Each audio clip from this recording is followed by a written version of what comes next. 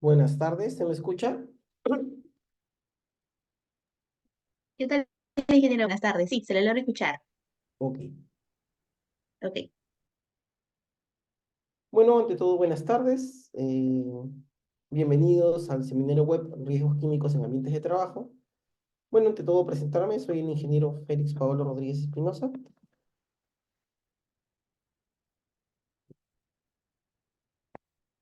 Soy ingeniero industrial de profesión. Bueno, tengo tengo el grado de maestro de salud ocupacional y bueno, asimismo tengo estudios de especialización en gestión de riesgo de desastres, así como ingeniería de seguridad industrial y higiene ocupacional.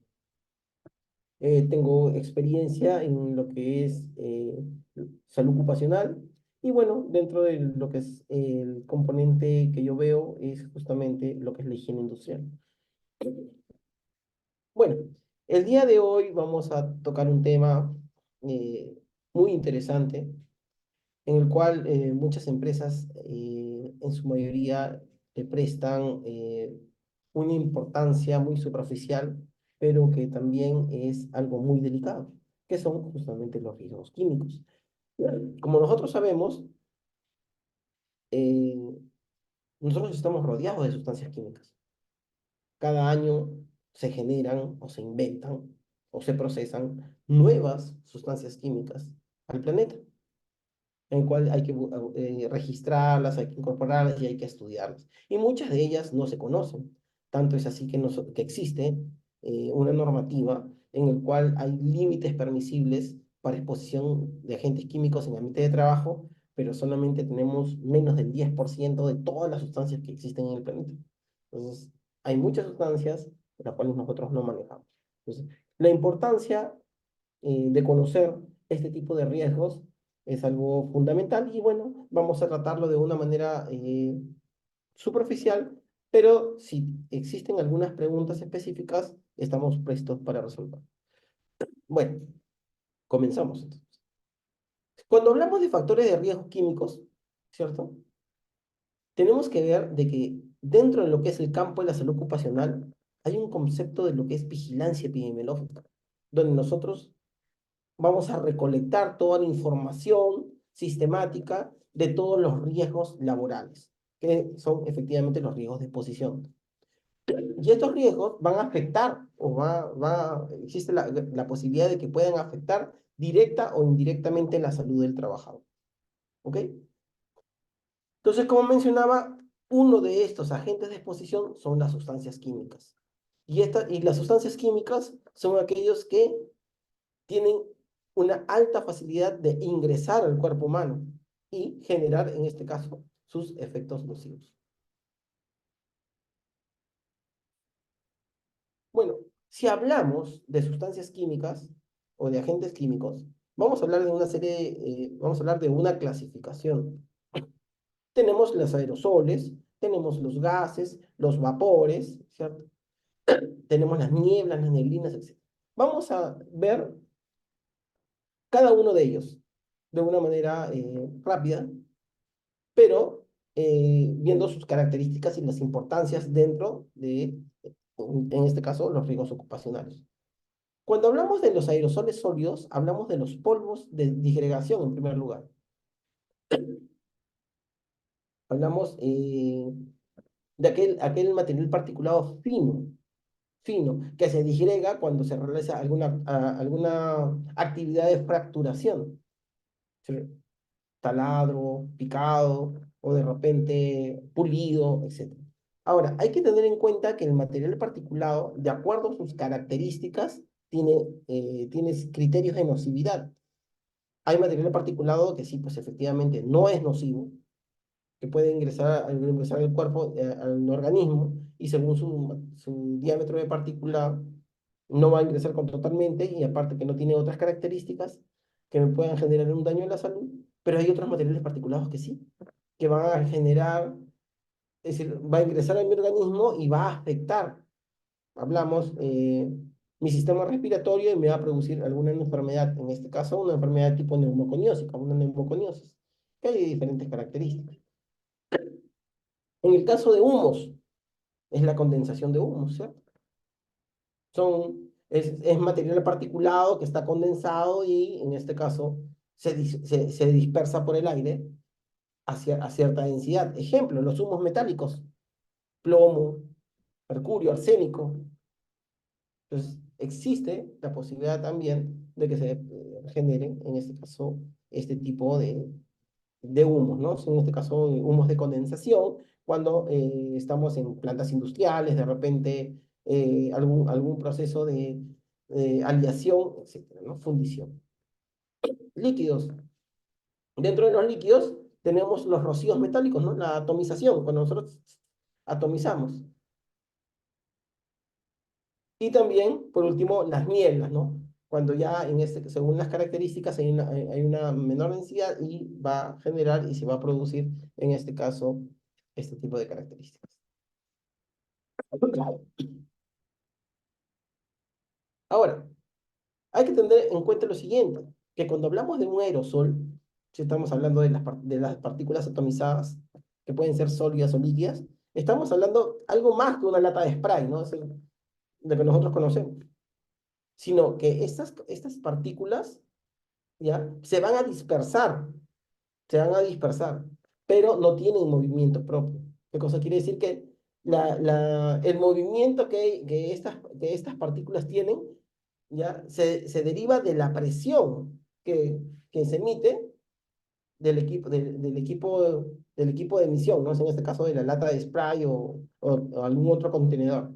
Ahora, ¿qué es lo que pasa? Como son partículas sólidas, se trasladan según una fuerza y se van precipitando a través del tiempo, de acuerdo, en este caso, a la naturaleza de sus partículas. Muchas de ellas son higroscópicas. ¿Qué cosa quiere decir? Absorben agua y se pueden disipar o pueden permanecer mayor tiempo dentro del ambiente de trabajo, ¿no? Por eso, bueno, acá ya vemos algunas definiciones. Gas, que es una sustancia, son sustancias que a temperatura y presión normal se van a mantener en el estado gaseoso. Estamos hablando aproximadamente de 25 grados centígrados en atmósfera. Pero el vapor es una sustancia que es sólida o líquida, ya que en condiciones de temperatura ambiental se va a mantener y se va a quedar suspendido en el aire. ¿Ya? Se va a agarrar, nosotros vamos a poder, poder visualizar en algunos casos, según la naturaleza, y esa propiedad que tiene, ya, de desplazarse en el aire, va a poder, en este caso, generar y contaminar algunos ambientes de trabajo. Bueno, si hablamos, los gases y los vapores están constituidos por partículas de tamaño molecular, las que pueden moverse por transferencia de masa o por difusión, mejor dicho, en este caso, por la presión del aire.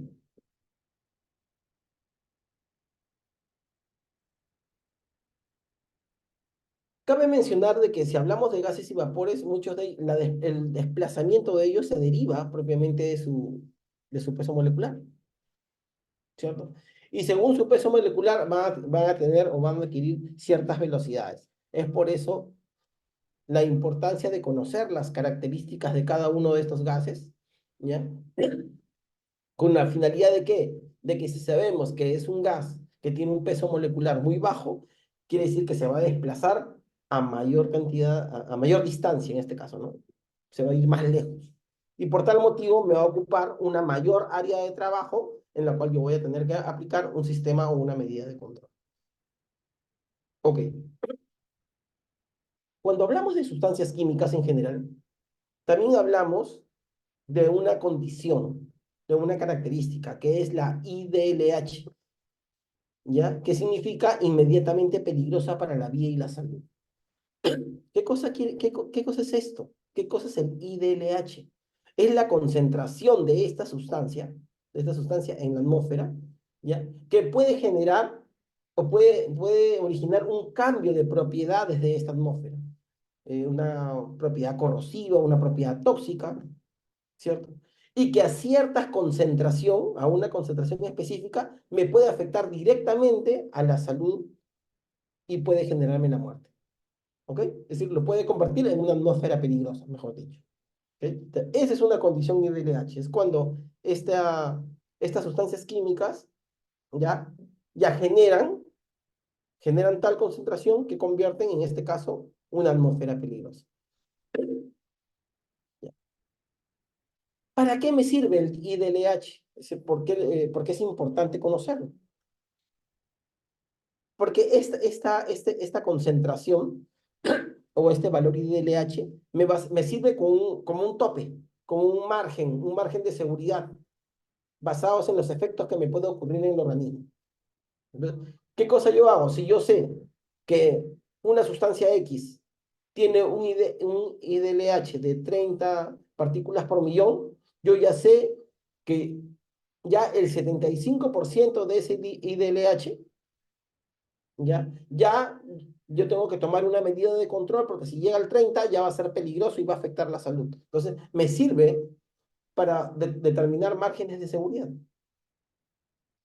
y poder controlar, en este caso, todo mi sistema, todo mi sistema de ventilación o, en este caso, algunos sistemas de contención. Asimismo, estas concentraciones van a generar que yo empiece a utilizar sistemas de control de ingeniería. ¿Ya? Me va a servir ¿para qué? Para mejorar mis procesos, porque yo voy a tener que mantener mis estándares debajo de esos valores.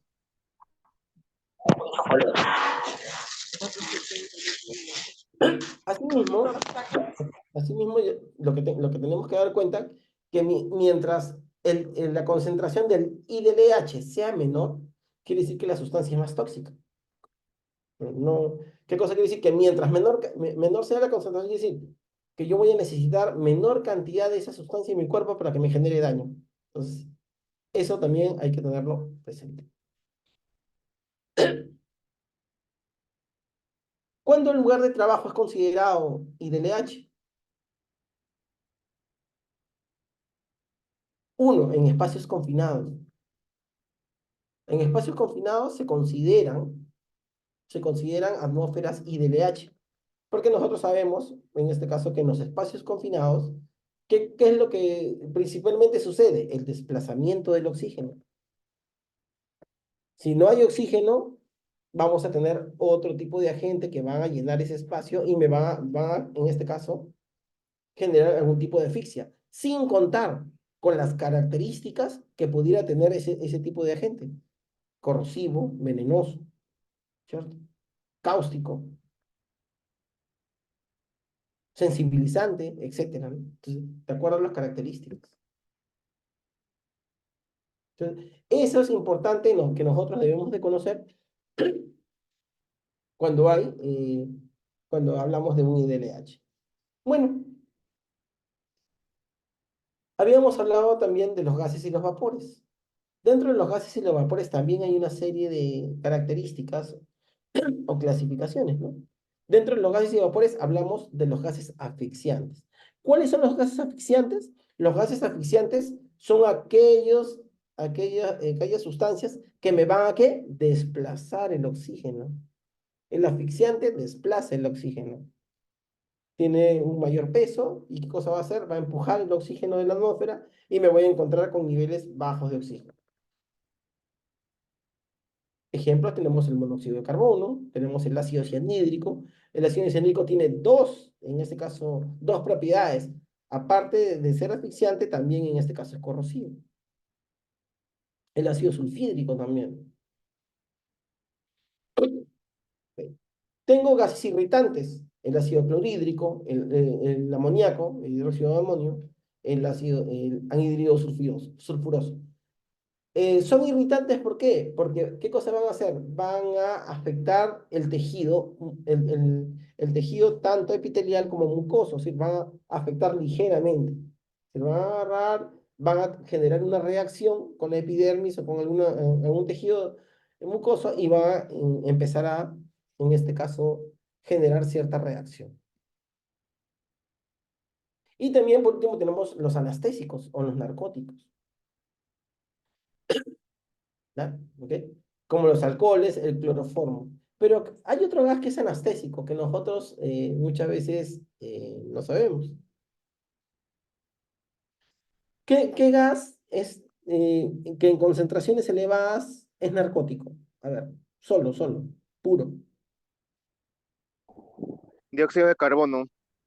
Aparte del dióxido de carbono que también nosotros conocemos, el oxígeno. El oxígeno puro, el O2, a concentraciones superiores a los 23%, ya es un gas narcótico. El oxígeno a concentraciones muy elevadas también es narcótico. Hay que tener también consideraciones y por eso también cuando, cuando los equipos de rescate se colocan su tanque para respirar, su tanque de aire para meterse a espacios confinados. ¿Qué cosa tiene ese tanque? Ese tanque no tiene oxígeno, ese tanque tiene aire. Es decir, es aire comprimido. En ese tanque hay 21%, máximo 21% de oxígeno. Entre 19 y 21% de oxígeno. Eso es lo que hay en ese tanque. No hay oxígeno puro. ¿Por qué? Porque uno, es altamente, puede producir combustión, es un elemento comburente. Uno. Y dos, que también a altas concentraciones produce, en este caso, efectos narcóticos. Ok.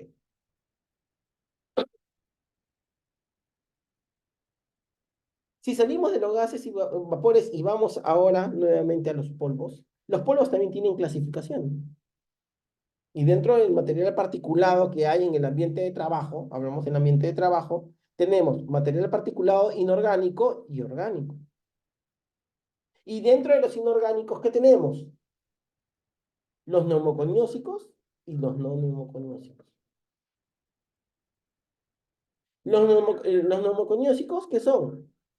Son aquello material particulado que me produce, en este caso, un tipo de enfermedad pulmonar, ¿ya? Llamada neumoconiosis, que va a afectar, en este caso, los alvéolos pulmonares. Asimismo, de estos elementos neumoconiósicos, tenemos los silicios y los no silicios. Acá ya es una característica muy específica, porque existe una enfermedad ocupacional muy frecuente que siempre ha existido en el Perú. En este caso, la silicosis. Muchos de ustedes ya la conocen. La silicosis es un tipo de neumoconiosis producida por el dióxido de sílice, por un material particulado, que en este caso es la sílice cristalina en fracción respirable, ¿no? Sí. Y vamos a hablar de eso también. ¿Qué cosa hace? Ese polvillo que, que se obtenía cuando en las minas, en las canteras, en los socavones, había este elemento. Entonces, ¿qué pasa? El trabajador en ese tiempo no usaba los equipos de protección personal. Inhalaba este material particulado, ingresaba, de acuerdo a su diámetro de partícula, que vamos a ver posteriormente, ingresaba al pulmón. ¿Y qué pasaba? Entraban los alvéolos pulmonares, que los alvéolos pulmonares es ese globito chiquitito que hace que haya un intercambio gaseoso y en este caso intercambio oxígeno-CO2. ¿Y qué hacía? Que este alvéolo pulmonar lo agarraba y lo solidificaba. Es decir, lo volvía fibroso, duro. Y ya no existía ese intercambio gaseoso porque es como un globito, ¿no? Un microglobo, ¿no? Y eso es lo que sucedía, ¿sí? Agarraba y es lo que se denomina la fibrosis pulmonar, ¿no? Y esa es una enfermedad muy peligrosa, es irreversible, es decir, aquella persona que le da silicosis ya no va a curar. Y bueno, a través de la legislación se volvió una enfermedad indemnizable, ¿no? Es decir, todo trabajador que tiene silicosis ya no puede trabajar, le dan su jubilación anticipada, pasa por su proceso jurídico y lo indemnizan, ¿no? Por eso es una enfermedad que ahorita está en estudio y en proceso de erradicación, porque es una enfermedad, como se mencionaba, irreversible. Es un ejemplo. Los no neumoconiósicos, el carbón. No, los no silicios, perdón, los neumoconiósicos no silicios, el carbón.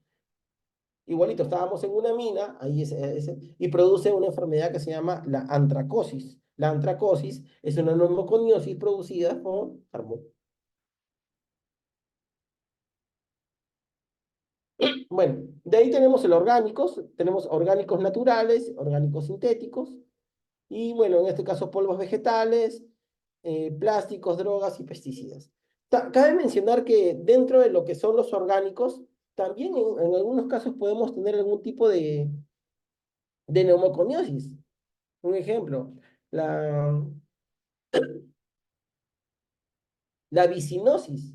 La vicinosis es una neumoconiosis producida por la fibra de algodón.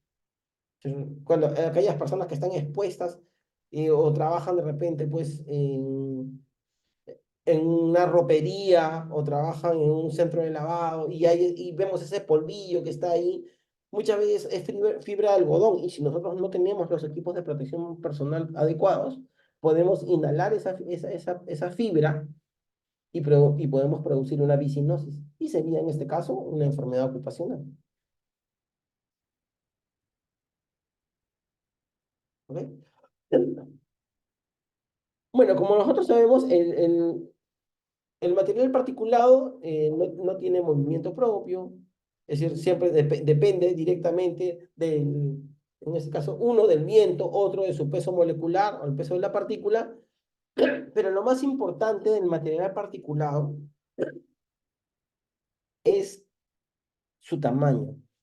En este caso, cuando hablamos del material particulado, el tamaño sí importa.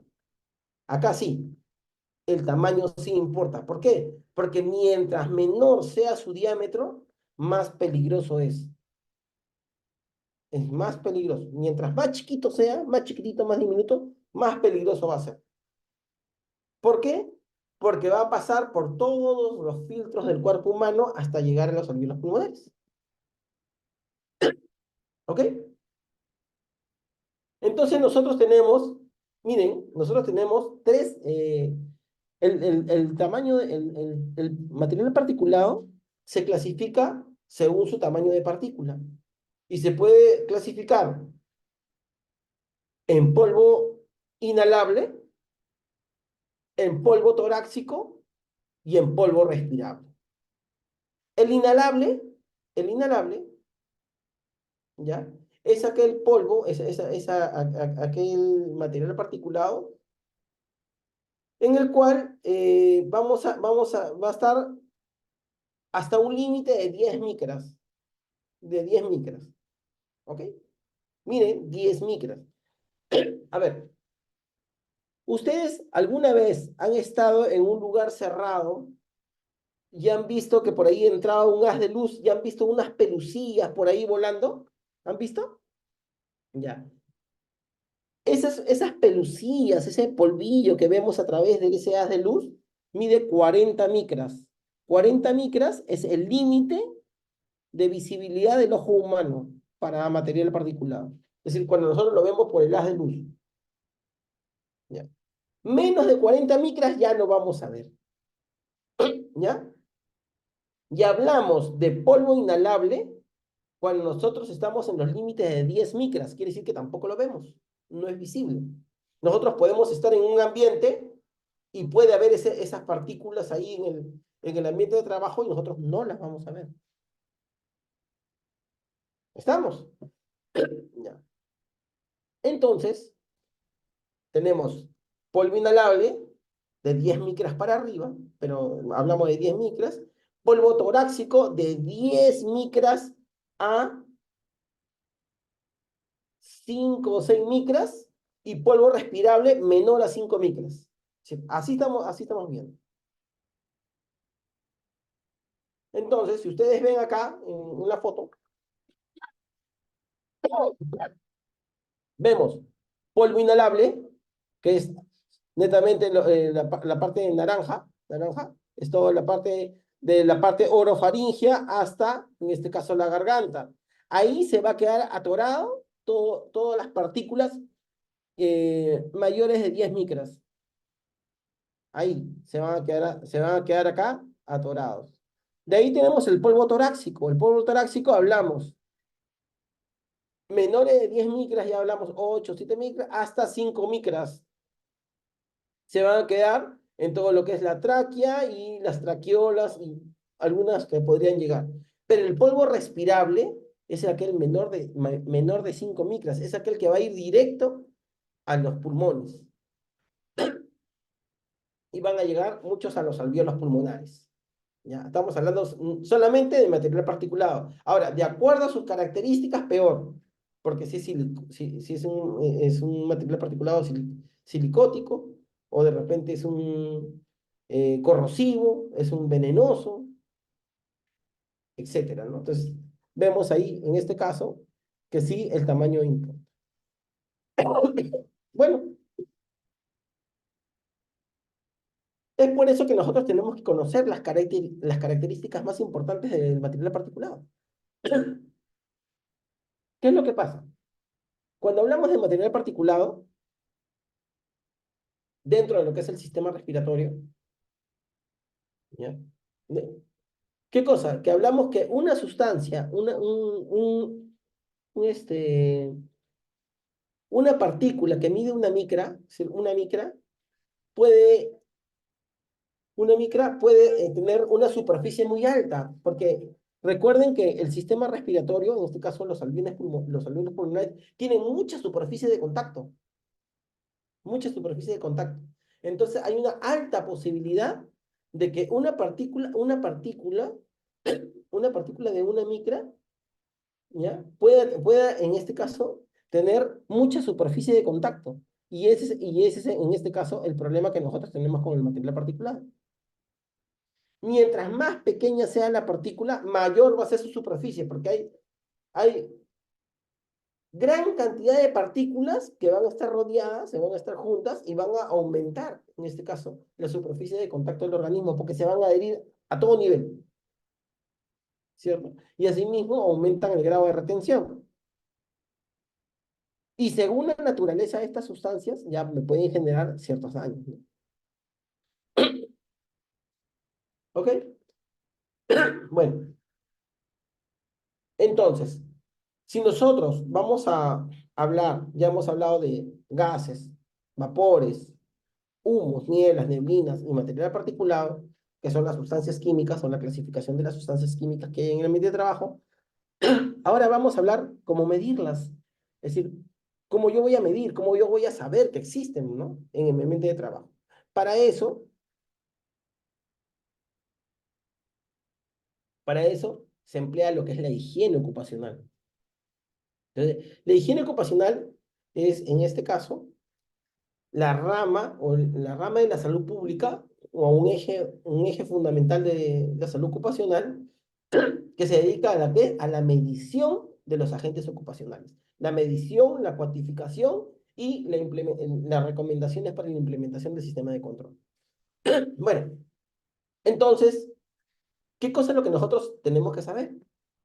Entonces, si yo estoy en una empresa, en una entidad, donde yo sé que hay sustancias químicas, yo tengo que hacer mi planificación. Entonces, primero voy a hacer, ¿qué agentes yo voy a evaluar, voy a medir? Entonces, para eso, yo tengo que saber los tipos de agentes que hay en mi ambiente de trabajo. ¿Y cómo yo voy a saber qué tipos de agente hay? ¿De acuerdo a qué?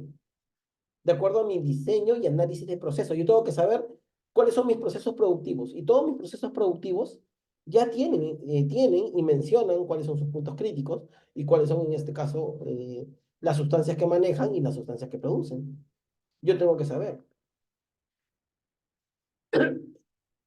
Yo tengo que medir la sustancia química más peligrosa o la que me genera mayor cantidad de daño. ¿Por qué? Porque de repente yo trabajo en una pequeña empresa y no voy a poder tener el presupuesto para medir todos los agentes que yo quiero. No, yo tengo que ver los más importantes. Por eso que tenemos que tener bien definido qué cosa es lo que nosotros tenemos, nuestros procesos. Ahora, ¿para qué yo voy a evaluar? Uno, para cumplir mis límites. Es decir, tenemos normativas nacionales específicas que vamos a ver posterior. Entonces, tengo que cumplir mi normativa, ¿cierto? Asimismo, yo voy a evaluar para ver cómo se distribuye o se dispersa la gente, es decir, por dónde está saliendo, cuál es su alcance, hasta dónde está llegando y cuáles son, en este caso, sus concentraciones. Otro, la eficiencia de las medidas de control. Yo tengo un sistema de ventilación, un sistema de inyección e eyección. pero de repente no está funcionando. Entonces, por eso también yo voy a hacer mi medición. Y también el impacto de los desperfectos. ¿Qué cosa quiere decir? Que si mi equipo está malogrado, ¿cuánto realmente se está generando en este caso, de contaminación con este tipo de agente químico? Entonces, si yo ya he visto cómo voy a monitorear, ya voy a hacer el muestreo. ¿Cuál es la diferencia entre monitoreo y muestreo? Por ahí empezamos. El monitoreo es la evaluación del agente ocupacional durante un tiempo determinado. Es decir, hablamos durante una jornada laboral. En cambio, el muestreo no. El muestreo es un punto en un espacio y en un tiempo determinado. Es decir, varios puntos de muestreo me da un monitoreo. ¿Ok? Entonces, para yo hacer un muestreo, para ya empezar en este caso, a captar el agente, yo tengo que verificar ¿qué? En primer lugar, el cumplimiento de los límites máximos permisibles. ¿Ya? Yo tengo que verificar de que esos valores se encuentren dentro de los límites, en este caso, de la jornada laboral. Debo de conocer cómo se distribuye el contaminante en el ambiente de trabajo. Debo de evidenciar o verificar si existe alguna fuga en algún equipo.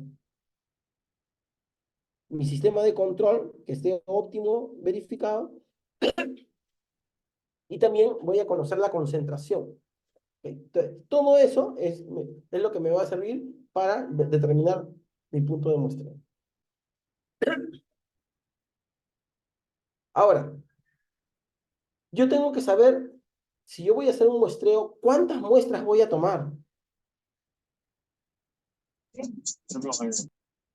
¿Ya? Y dentro de esto, es decir, si yo voy a saber cuántas muestras, yo tengo que determinar cuántas muestras, eso lo voy a evaluar de diferentes formas. En primer lugar, el área o superficie de trabajo, la cantidad de trabajadores.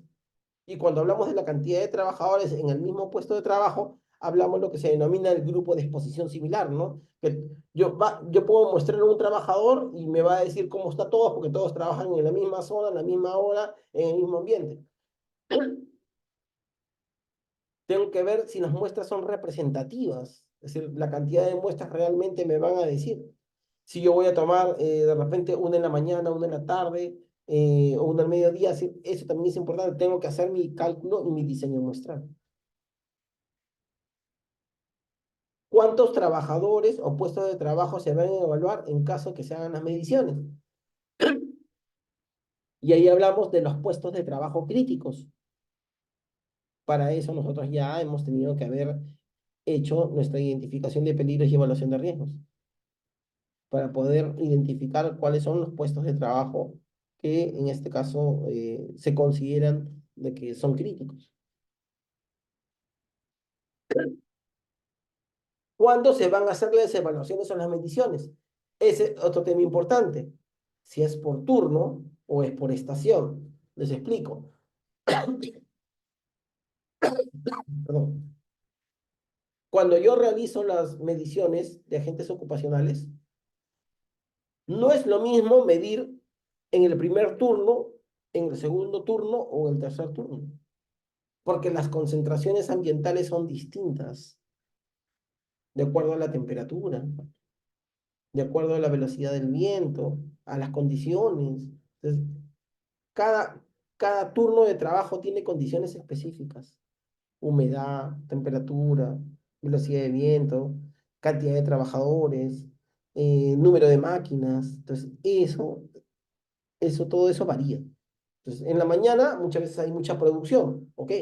Pero todas las emanaciones no han sido, se han quedado ahí en el ambiente de trabajo. Cuando entra el segundo turno, pongamos que tienen la mitad de los trabajadores, hacen la mitad de la producción, pero están expuestos al doble de la concentración porque los agentes ambientales han permanecido ahí y no han sido ventilados. Entonces, hay cosas que hay que evaluar. Y cuando hablamos por estación también,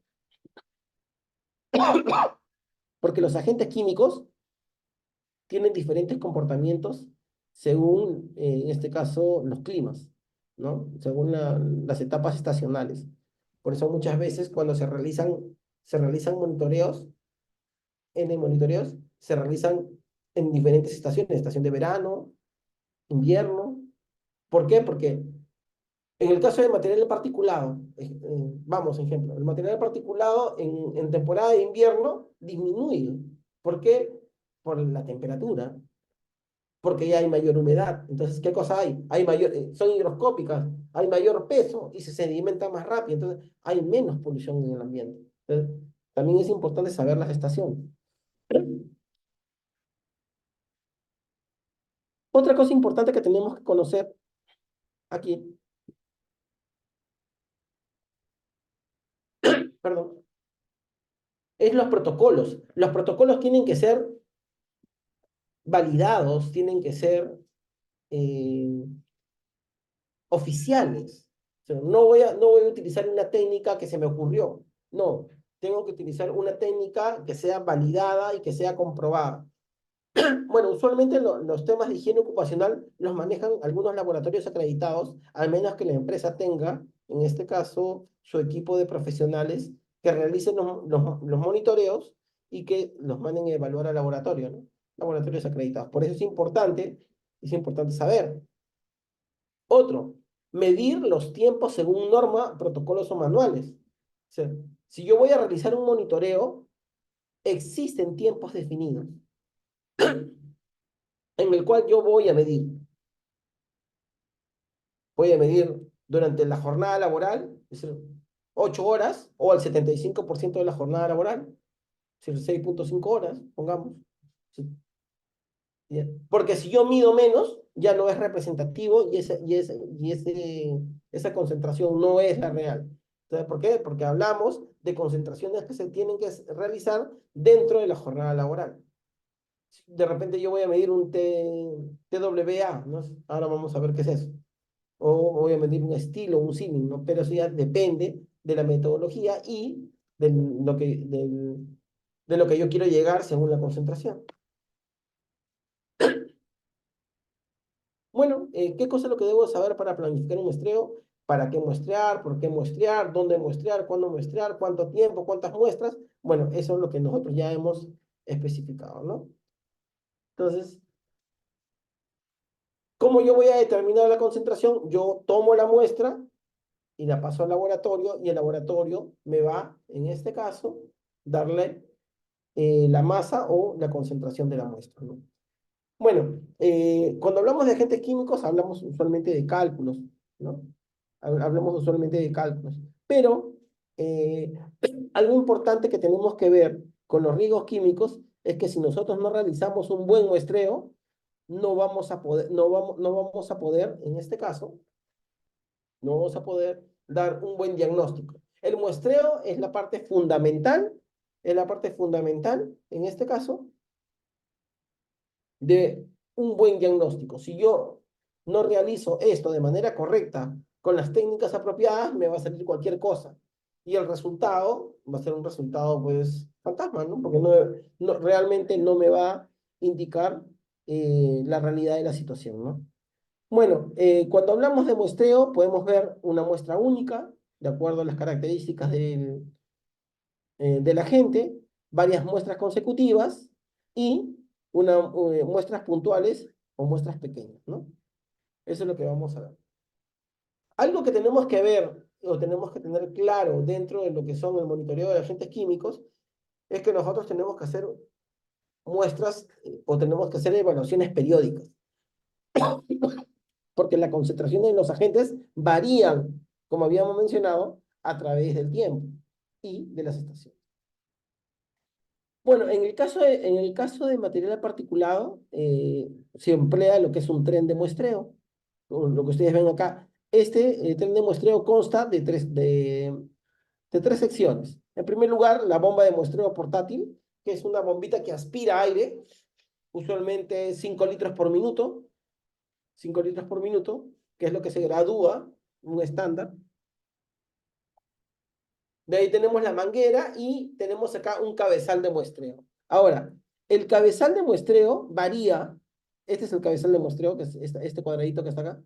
Este cabezal de muestreo va a variar de acuerdo al tipo de agente. Si es una fibra, si es en este caso un material particulado, es un humo metálico, es en este caso un inorgánico, un orgánico y va variando. Varía. Y esto varía según, en este caso, la técnica que yo voy a utilizar. ¿Ok? ¿Qué cosa hace esta sustancia? Bueno, este equipito. ¿Este equipito qué hace? Por acá, va a ingresar el aire. Por acá abajo. Ven acá, mira, el último.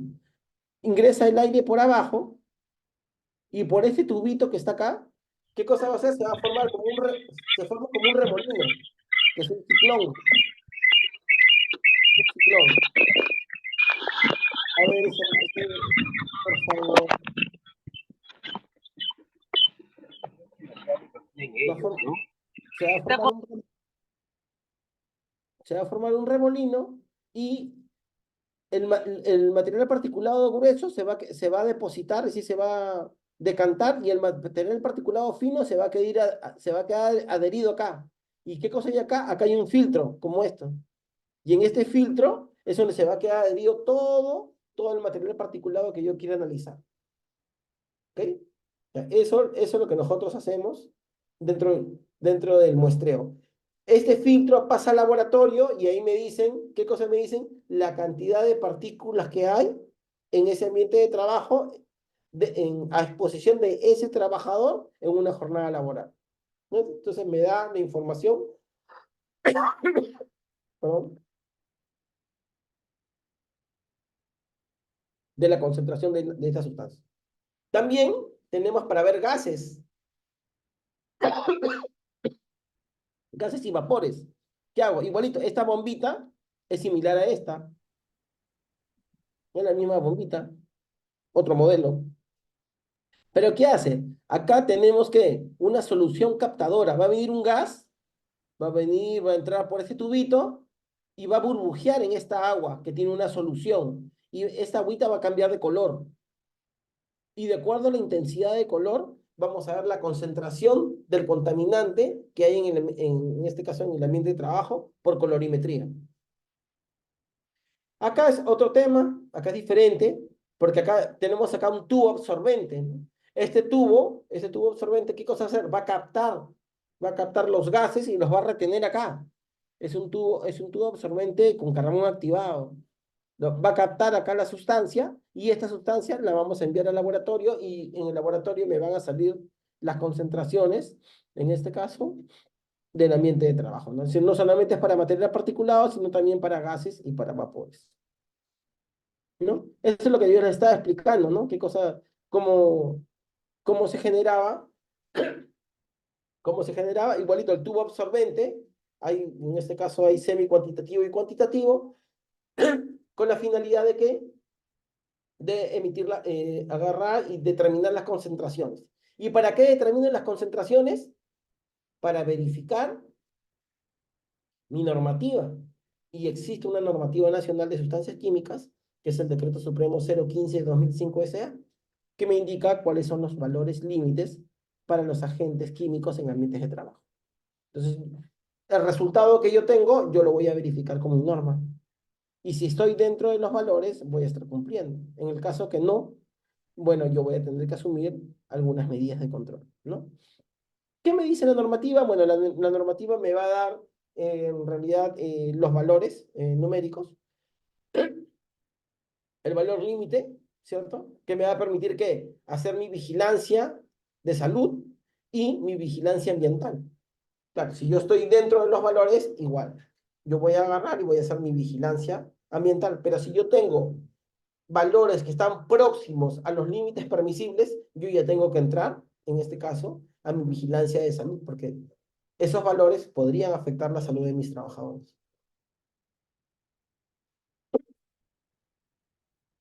Para esto hay una serie de definiciones muy básicas, bueno, en este caso, límite permisible, claro, que hablamos el límite permisible está definido para los trabajadores sanos. Es decir, en esa empresa se supone que todos los trabajadores son sanos y que esos valores del límite permisible son los que me van a asegurar que el trabajador se mantenga sano, ¿cierto? A eso vamos. Van a también definir un criterio técnico-político. ¿Por qué? Porque esos valores son los que se van a manejar para todas las industrias, ¿no? Es decir, y también, se dice que es técnico-político porque algunas empresas luchan para que esos valores no se bajen. ¿Por qué? Porque si bajan esos valores, van a tener que cambiar sistema de producción, van a tener que cambiar materia prima. Es decir, ustedes saben, o nosotros ya conocemos, cómo se manejan las industrias, ¿no? Ellos ven más que todo la conveniencia, más que en algunos casos la salud, ¿no? Entonces, por eso es importante. También hay que tener en cuenta que si hablamos del límite permisible, hablamos de la susceptibilidad. Todos los trabajadores no son iguales. Hay muchos que realmente sí son muy sensibles y que a concentraciones muy bajas sí les puede generar ciertos efectos. ¿Ok? Entonces, esto también es importante. Bueno, y dentro de esto hay tres conceptos fundamentales. Uno, el TLB-TWA, que es una medida. ¿Qué cosa me dice eso? Que es el valor válido para periodos de referencia en una jornada laboral de 8 horas. ¿Qué cosa quiere decir esto? Esto quiere decir que ese trabajador va a estar expuesto a esa concentración de agente durante toda la jornada laboral, ¿sí? Durante 8 horas. Yo estoy trabajando, pongamos, yo estoy trabajando en una metalmecánica y estoy expuesto, pongamos, a un humo metálico, pero no excede de 0,25 partes por millón. Entonces, si no excede, se está cumpliendo la ley y eso también ellos están asegurando de que eso no va a poder afectar mi salud. A eso vamos. Solamente durante una jornada de 8 horas, es durante la jornada laboral y a la vez que no exceda de las 48 horas semanales. Estamos hablando de lunes a sábado. De lunes a sábado yo puedo estar expuesto a esa concentración. Si excedo de esa concentración, ya estoy violando el límite. ¿Y qué cosa quiere decir? Que estoy exponiendo al trabajador y que puedo, en este caso, ganarme una penalidad en la industria, ¿no? De ahí tengo el TLB Steel, que son mediciones en el cual son de corta duración. ¿Qué cosa quiere decir? Que yo voy a hacer un muestreo de 15 minutos más o menos. Son valores mucho más altos, pero son en cortos periodos de tiempo. ¿Qué cosa quiere? Lo explico mejor. Que durante toda la jornada laboral de repente hay una parte que es un punto crítico, que es, pongamos, extracción de un colorante. Entonces, durante ese proceso de extracción de ese colorante, yo voy a hacer la medición, ¿ya? Y yo voy a determinar de que esa concentración que me dice que es la concentración Steel no debe de superar los 15 minutos, ni el valor. ¿Ya? Porque si yo supero este valor, que es un poquito más alto, ya voy a ir contra la seguridad y salud del trabajador.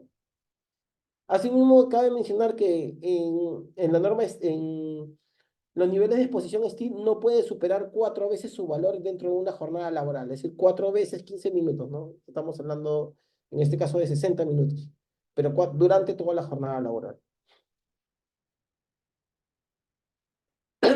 Y el otro valor es el valor techo o el valor ceiling, que es el valor que jamás se debe exceder, porque si se excede ese valor, es inmediatamente peligroso para la vida y la salud. Entonces, eso es lo que me explica la norma. El decreto supremo me dice cuáles son mis TDLB, TWA, mis steel y mis ceiling, me dice. Entonces, todos los valores de las sustancias químicas conocidas. Como les mencionaba, hay otras sustancias que no están dentro de ese listado. Entonces, acá vemos un ejemplo, pongamos, ¿no? El TLB, TWA y steel para el anhidro sulfuroso. El anhídrido sulfuroso, ¿qué cosa me dice? que no puedo exceder de 5,2 miligramos metro cúbico. No puedo excederlo. Un TB, es decir, durante todas las 8 horas, en este caso, ¿cierto? Acá, el Steel también tiene un Steel. Me dice que no debo de exceder de los 13 miligramos metro cúbico. Pero, como recuerden, en puntos críticos y no más de 4 veces al día, en jornada laboral. No me excedo.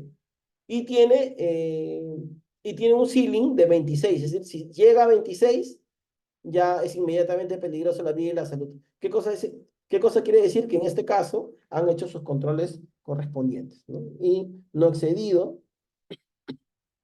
de las concentraciones máximas permisibles según norma, ¿no? Sí. Bueno, esta ha sido mi participación. Espero que les haya agradado y bueno, estoy presto para sus preguntas que podrían tener. Muchas gracias.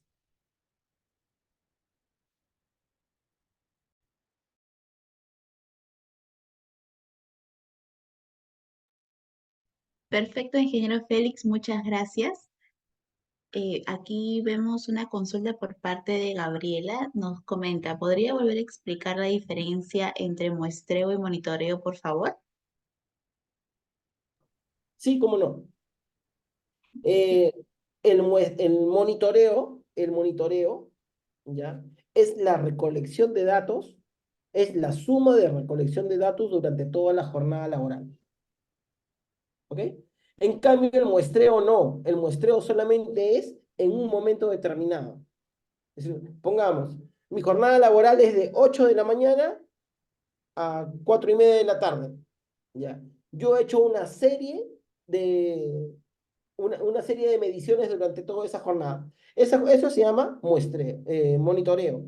Pero el muestreo es cuando yo tengo un solo punto, una sola medición de las 10 de la mañana. Entonces, ese valor se llama muestreo. Es decir, cuando es una sola medición. Es como lo que se dice, ¿no? Saco un dato para verificar si está bien o no está bien, pero la suma de todos los muestreos es el monitoreo. Correcto, ingeniero Félix. Justamente aquí Vargas nos comenta, en cristiano, un monitoreo abarcaría varios muestreos, nos dice. Correcto. Ok, perfecto. Esperamos Gabriela haya podido absolver tu consulta. No sé si por parte de la sala tuvieran alguna duda o consulta o quizás acotación para poder aprovechar estos pequeños minutos que nos quedan en poder absolverlas. A ti, Vargas, muchas gracias.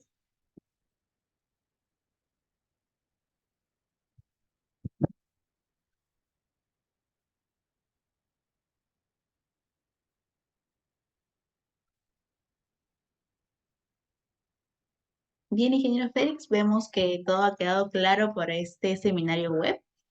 Aquí Rosaura nos comenta todo claro, ingeniero, gran ponencia. Muchas gracias, Rosaura. Vemos que todo ha quedado claro por el día de hoy. A ver, voy a encender un momentito mi cámara. Aquí Gabriela nos comenta, ¿habrá más diplomas con el ingeniero parecido del diploma? Correcto, Gabriela, te comento que el ingeniero Félix nos está acompañando en el diploma de trabajos de alto riesgo. Estamos ya el día de mañana culminando este diploma. De igual manera, en el próximo mes de febrero, así que vamos aquí adelantando un poco acerca de nuestros diplomas para el mes de febrero. Tenemos el diploma de higiene ocupacional. Entonces, los invito a que nos puedan seguir a través de nuestras redes. El ingeniero también va a estar a cargo de este gran diploma que iniciamos ya en la segunda semana de febrero, si no mal recuerdo, pero los invito de igual manera a que estén atentos a las redes del debate para que puedan enterarse la fecha exacta, ¿no? En la cual vamos a estar iniciando. Sí, justamente lo mencionaba la señorita. Este tema es uno de los tantos temas del diploma de higiene ocupacional, solamente riesgos químicos, porque también hay riesgos físicos, biológicos, ergonómicos, psicosociales, y cada uno tiene su propio monitoreo, cada uno tiene su propia ciencia. Claro, lógicamente este ha sido un seminario, es algo muy, muy, muy superficial. Ya en el diploma se ven un poquito más de detalles. En algunos casos podríamos hacer algún tipo de cálculo, pero bueno, así es. Exacto, si esto es como una antesala, se podría decir lo que vamos a tener ya para el mes de febrero. De igual manera, quienes ya se encuentran con nosotros dentro del diploma de trabajos de alto riesgo, les vamos a compartir la información para que también nos puedan acompañar en este diploma de especialización profesional. Bien, ingeniero Félix, no sé si tuviera algunas últimas palabras quizás para dar por culminada este seminario web. Bueno, solamente agradecerles la confianza y bueno, pues estoy presto para sus próximas invitaciones. Perfecto, ingeniero Félix, muchas gracias. Aquí, para ya terminar, Vargas nos comenta, en mi última chamba, una de mis funciones era vaciar sacos de producto en polvo, nos dice. Bueno, claro, habría que ver ahí bueno, en primer lugar, las características de ese material particulado y sobre todo las medidas de control, ¿no? No solamente hablamos de los EPPs, sino hablamos, en este caso, de los sistemas de ingeniería, ¿no? Sistemas de extracción, eyección, contención, aislamiento. Habría que verificar cada uno de esos componentes. Ah, Correcto. Wow. Bien, Vargas, agradecemos la participación que nos ha brindado el día de hoy. De igual manera, estimados participantes, no olviden por favor registrar su asistencia. Aquí lo he compartido a través del chat. Gracias, Leslie. Nos comenta qué bonita experiencia. Muchas gracias, ingeniero. Aquí, ingeniero Félix, le están agradeciendo por la ponencia del día de hoy. Aquí Vargas nos comenta nada de aislamiento en esa empresa. Ok. Y bien, aquí hemos compartido la asistencia, estimados participantes. Recuerden que ustedes van a poder acceder a este certificado, ¿no? De participación dentro de este seminario. Dentro de la asistencia, ustedes van a poder marcar si desean o no optar por su certificado de participación. De igual manera, para nuestros alumnos del diploma de trabajo de alto riesgo, este certificado es totalmente gratuito y será compartido junto con su diploma y constancia de estudios del diploma de trabajos de alto riesgo. Bien, esto ha sido todo por el día de hoy. Les agradecemos nuevamente la participación. De igual manera, ingeniero Félix, le agradecemos por la ponencia impartida el día de hoy y ya el día de mañana nos estamos reencontrando para cerrar nuestro diploma de trabajos de alto riesgo.